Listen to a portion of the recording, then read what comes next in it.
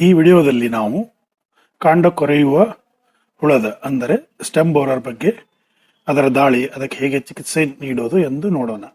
ಕೊನೆಯಲ್ಲಿ ತಡೆಗಟ್ಟುವ ಕ್ರಮಗಳನ್ನು ಸಹ ನೋಡೋಣ.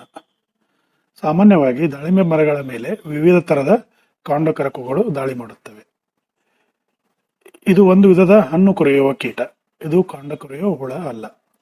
ಕೊರೆಯುವ ನೊಣ ಸಾಮಾನ್ಯವಾಗಿ ರಾತ್ರಿ ವೇಳೆಯಲ್ಲಿ ಬಂದು ಹಣ್ಣಿನ ಮೇಲೆ ದಾಳಿ ಮಾಡುತ್ತದೆ ಹಾಗೂ ಒಳಗಿನ ರಸವನ್ನು ಹೀರುತ್ತದೆ. ಆಮೇಲೆ ಆ ಹಣ್ಣು ನಿಷ್ಪ್ರಯೋಜಕವಾಗುತ್ತದೆ. ಇನ್ನು ಕಾಂಡದ ಮೇಲೆ ಸಣ್ಣ ಸಣ್ಣ ರಂಧ್ರಗಳು ಕಂಡು ಬಂದರೆ ಅದು ಪಿನ್ ಹೋಲ್ ಬೋರರ್.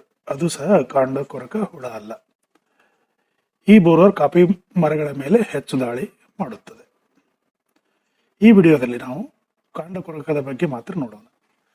ವಯಸ್ಕ ಕಾಂಡ ಕೊರಕಗಳು ಸಾಮಾನ್ಯವಾಗಿ ಸೆಪ್ಟೆಂಬರ್ನಿಂದ ಸಕ್ರಿಯವಾಗಿರುತ್ತವೆ. ಅವು ದಾಳಿಂಬೆ ಕಾಂಡದ ಮೇಲೆ ಅಂದರೆ ಸ್ಟೆಮ್ಮಿನ ಮೇಲೆ ಮೊಟ್ಟೆಗಳನ್ನು ಇಟ್ಟು ಹೋಗಿರುತ್ತವೆ. ವಯಸ್ಕ ಕಾಂಡ ಕೊರಕವು ಪಕ್ವವಾಗಿರದ ಕಾಂಡದ ಹೊರಪದರನ್ನು ಸಹ ತಿನ್ನುತ್ತದೆ.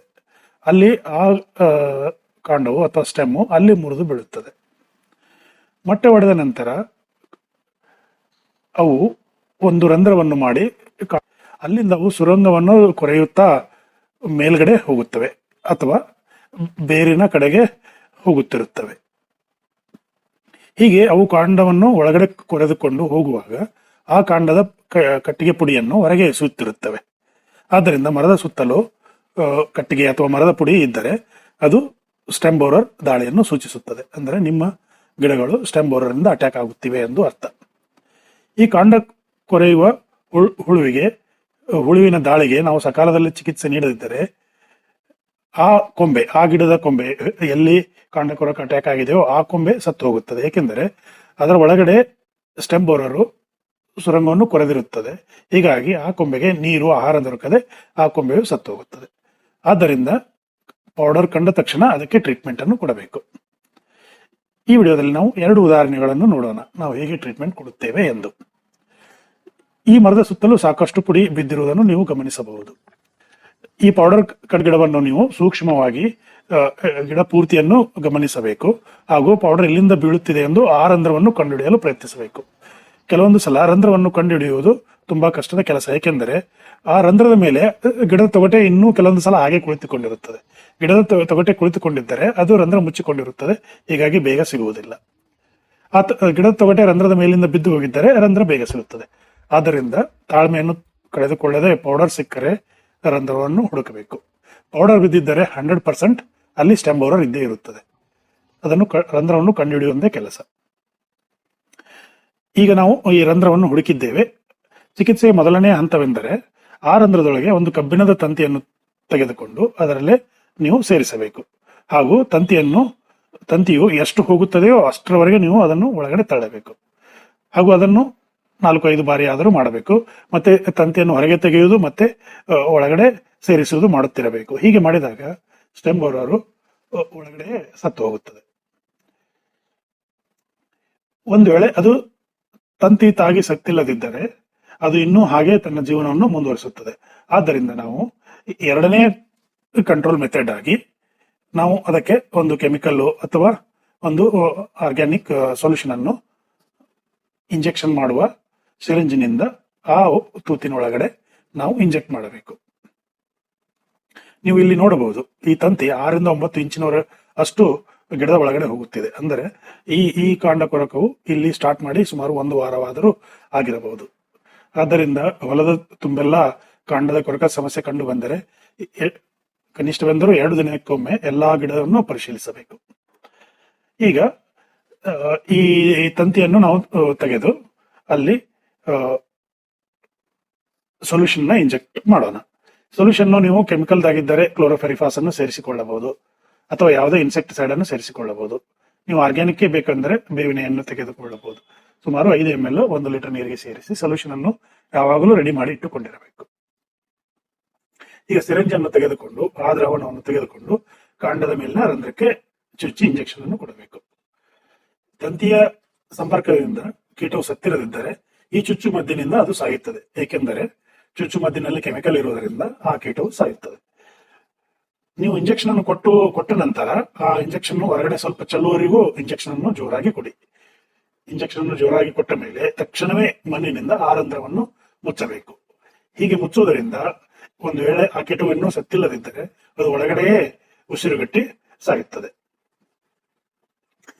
ಈ ಇಂಜೆಕ್ಷನ್ ಅನ್ನು ಮಾಡಿ ಮಣ್ಣನ್ನು ಮುಚ್ಚಿದ ನಂತರ ನೀವು ಗಿಡದ ಸುತ್ತಲೂ ಸ್ವಚ್ಛ ಮಾಡಿಕೊಳ್ಳಬೇಕು. ಗಿಡದ ಸುತ್ತಲೂ ಬಿದ್ದಿರುವ ಕಟ್ಟಿಗೆ ಪುಡಿಯನ್ನು ತೆಗೆದು ಹಾಕಬೇಕು ಹಾಗೂ ಆ ಪ್ರದೇಶವನ್ನು ಸ್ವಚ್ಛಗೊಳಿಸಬೇಕು. ಇದೇ ರೀತಿ ಅದೇ ಗಿಡವನ್ನು ಕನಿಷ್ಠ 2 ರಿಂದ 3 ದಿನಗಳವರೆಗೆ ಪರೀಕ್ಷಿಸಬೇಕು, ಗಿಡವು ಸತ್ತಿದೆಯೋ ಇಲ್ಲವೋ ಎಂದು.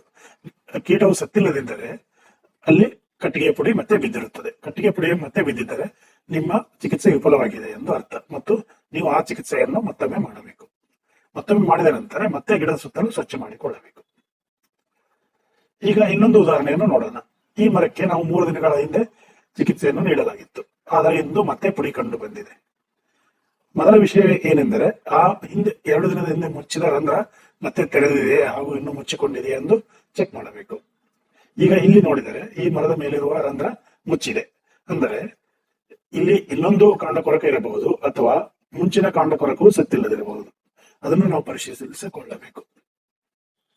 ಈಗ ನಾವು ಹೊಸ ರಂಧ್ರವನ್ನು ಕಂಡು ಹಿಡಿಯಬೇಕು. ಇಲ್ಲಿ ಪುಡಿ ಬಿದ್ದಿದೆ, ಅದರ ರಂಧ್ರವು ಇಲ್ಲಿಯೇ ಎಲ್ಲೋ ಇರಬಹುದು. ರಂಧ್ರವನ್ನು ಕಂಡುಹಿಡಿಯಲು ಕೆಲವು ಸಲ 5 ರಿಂದ 10 ನಿಮಿಷದವರೆಗೂ ಸಮಯವನ್ನು ತೆಗೆದುಕೊಳ್ಳುತ್ತದೆ. ಕಾಂಡದ ಪ್ರತಿಯೊಂದು ಭಾಗವನ್ನು ಪರಿಶೀಲಿಸಿ ರಂಧ್ರವನ್ನು ಕಂಡುಹಿಡಿಯಬೇಕು. ಈಗ ನಮಗೆ ರಂಧ್ರ ಸಿಕ್ಕಿದೆ.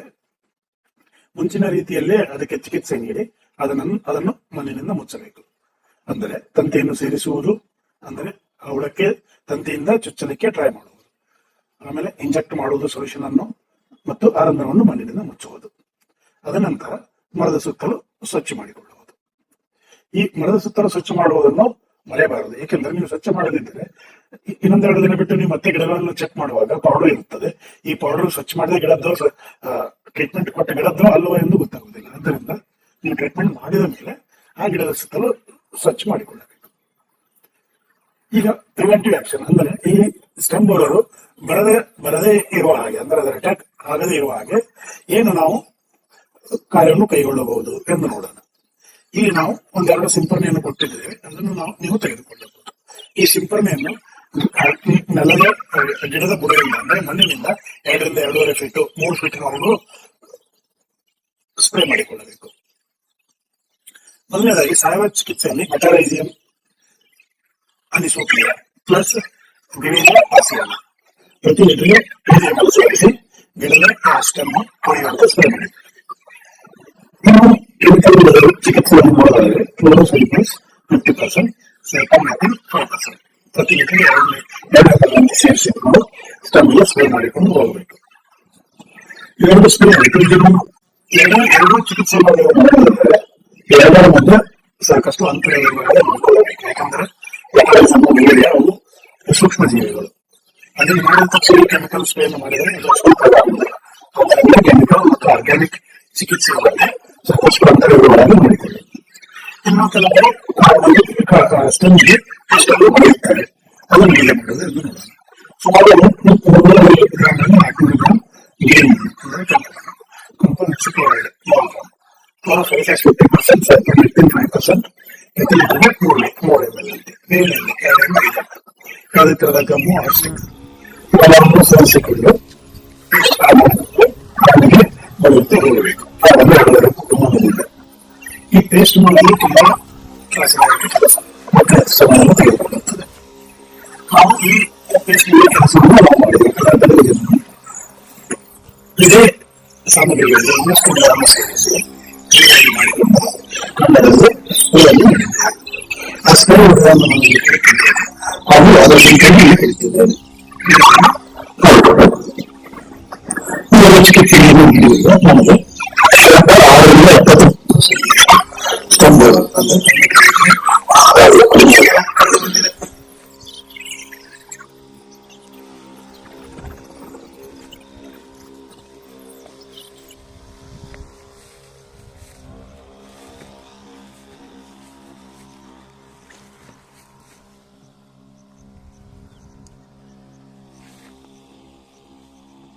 Requesting you to like, share and subscribe our videos.